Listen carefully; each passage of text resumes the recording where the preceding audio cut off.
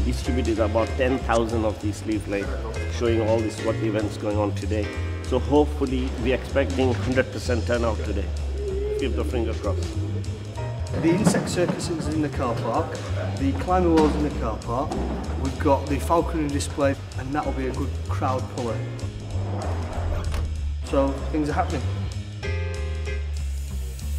You know, phoned us a couple of days ago asking us if we want to do some volunteering, helping him out. So we were up for it. There's nothing at the moment in this area going. So you just see everyone on the street at the moment. And this census here, everyone will be coming.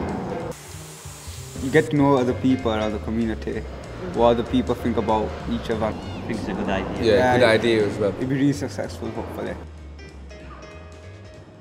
We came here in 1973. It was my first parish as a vicar. And we've been here, just over 12 months when Rachel was born. And the first child, and therefore the only child, born to a reigning incumbent here.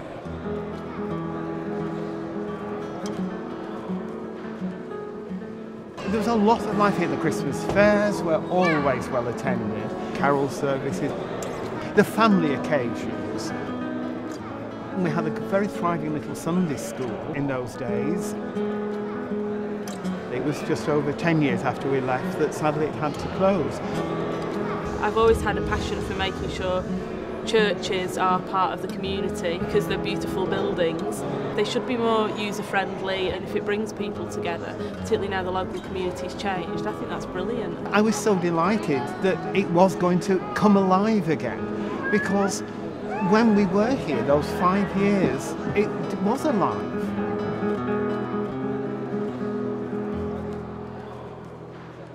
That was the last ever Rose Queen of All Souls before it closed. We've done a project interviewing her auntie with some of her friends who used to run the Sunday school here. They used to pick a girl to march in a parade around the different churches, and then the little Rose Queens at the back used to follow her on the procession. I think it's brilliant what you're doing here, because all this does need to be recorded and well documented, or to be lost. This is a community space in an area where there aren't many indoor community spaces. Bolton Museum has been fantastic in their support, and one of the themes that we're looking at is to collate the history about this church, about the community.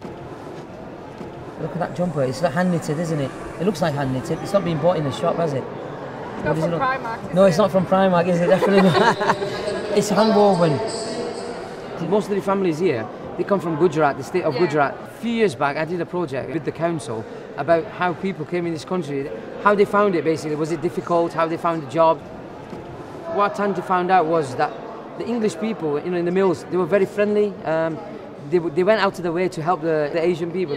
This project they're going to start here is still going to keep the building and everything, So maybe we'll get that spirit come back again.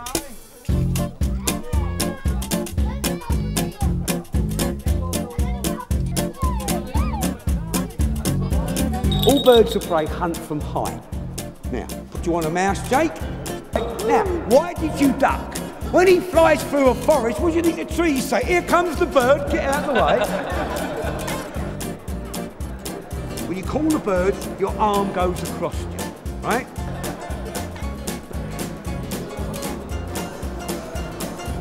It's a rather unique church and not having any pillars in the middle. It is, yeah, absolutely. That makes the job of putting something into it a lot easier. It's all about trying to be very different so that it's easy to read what's new and what's old. We want a full package of training to happen on this project as a national pilot for embedding training within contracts on building conservation projects like this. Hold it like that. Yeah. Keep your arm still. Yeah. Like you're ringing a bell. Like Woody Woodpecker there. Like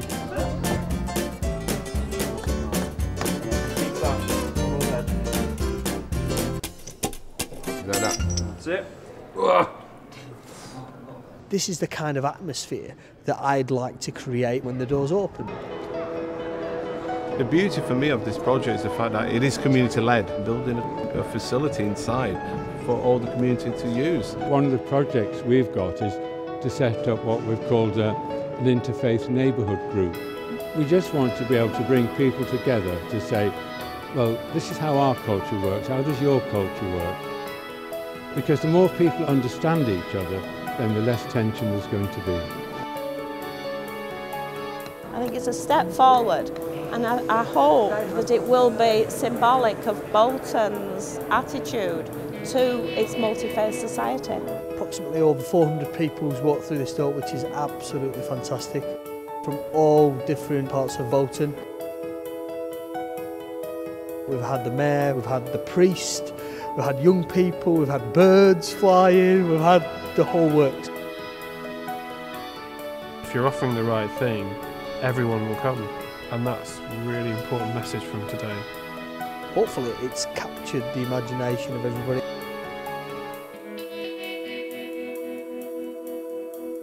The highlight for me was seeing so many young people all sat on these pews watching the falconry display and just having such a good time in a place that they've probably never been before and probably never would unless there was something here to really attract them in. There's a number of people who were here and a number of people who were smiling, they were happy, they were engaging with what we were all about and what was going on. It was fantastic.